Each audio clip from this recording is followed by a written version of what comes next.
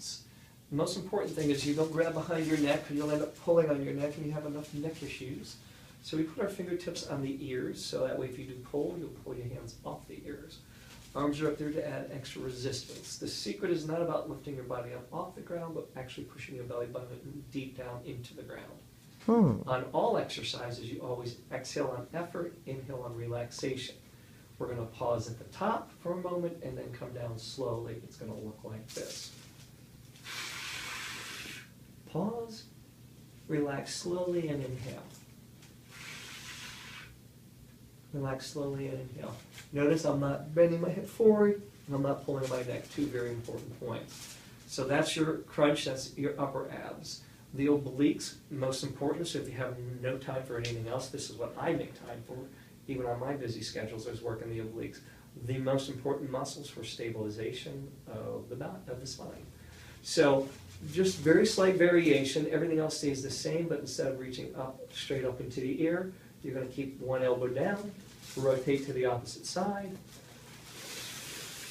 pausing, and pausing.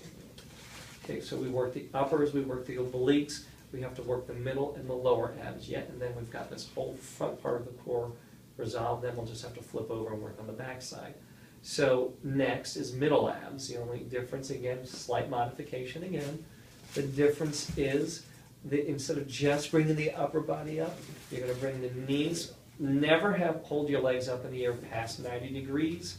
Like you see a lot of people doing these scissors things with you. That's a bad thing because you already have tight muscles here called your psoas, which pulls on the discs and the bodies of your vertebrae, which is a bad thing. So never past 90 here.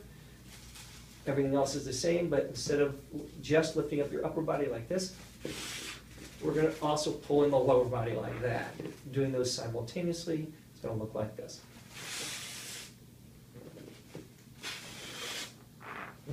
So now we're working middle ab. Last not least, but usually the hardest thing, especially for men, not as difficult for women usually, except as we get older, the pelvic floor does get a little bit weaker. So same thing like before, we're starting here at 90 degrees. This time we're not using our upper body at all. If you extend your hands as far as you can, what you're really trying to do is roll these up and reach up towards those hands. Now you're not going to be able to get there. That just gives you a target to work for there. Okay, so now we've taken care of all the abdominals. Now we've got two exercises left. We've got the hamstrings. Very important to have loose hamstrings as far as your pelvis is concerned. Keep it from shifting forward. We're going to show you a figure 4 stretch. It's called a figure 4 stretch because it creates a figure 4. It's a reach and hold it. Don't bounce. Stretches you never bounce. You just reach and hold. Try and get it to relax. Reach and hold a little further.